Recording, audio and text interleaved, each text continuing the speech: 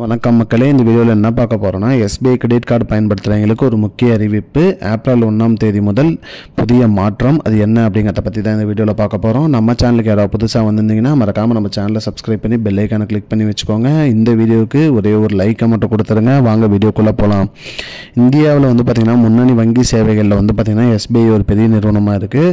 அந்த வகையில் பார்த்திங்கன்னா எஸ்பிஐ கிரெடிட் கார்டு பார்த்திங்கன்னா வழங்கி வந்த பல்வேறு பலன்களை பார்த்திங்கன்னா மாற்றி அமைச்சிருக்காங்க. அதாவது பார்த்திங்கன்னா நிறைய சேவைகளை நிறுத்தியிருக்காங்க.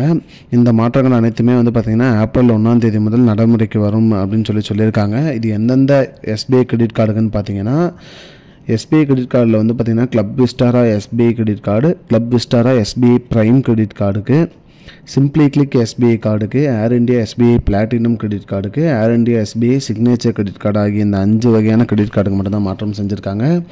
இதில் கிளப் விஸ்டாரா எஸ்பிஐ கிரெடிட் கார்டுக்கும் club Vistara SBI prime credit கார்டுக்கும் என்ன பண்ணியிருக்காங்க அப்படின்னு பார்த்தீங்கன்னா, கிரெடிட் கார்டு பயன்படுத்தி பார்த்திங்கன்னா 1.25 லட்சம், 2.5 லட்சம், 5 லட்சம் வரைக்கும் செலவு செஞ்சிட்ருப்போம்.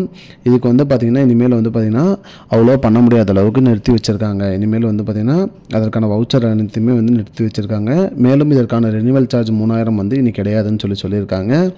சிம்பிளி கிளிக்கு கிரெடிட் கார்டு பார்த்திங்கன்னா ஸ்விக்கி வவுச்சர் பார்த்திங்கன்னா ஸ்விக்கி பயன்படுத்தும் போது 10 மடங்கு ரிவார்டு கொடுத்துருந்தாங்க. இனி அது 5 மடங்காக குறைச்சிருக்காங்க.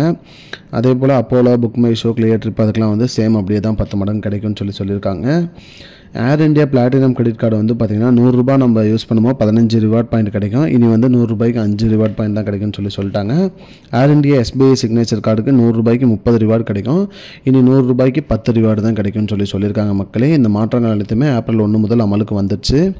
இதுதான் மக்களே இப்போதைக்கு வந்த முக்கியமான பயனுள்ள தகவல். இது போன்ற பயனுள்ள தகவலை தெரிஞ்சுக்கொள்ள நம்முடைய சேனலை மறக்காமல் சப்ஸ்கிரைப் பண்ணுங்கள். இந்த வீடியோ அனைவருக்கும் ஷேர் பண்ணுங்கள். நன்றி. I don't understand your jokes, man. Because it's not a joke.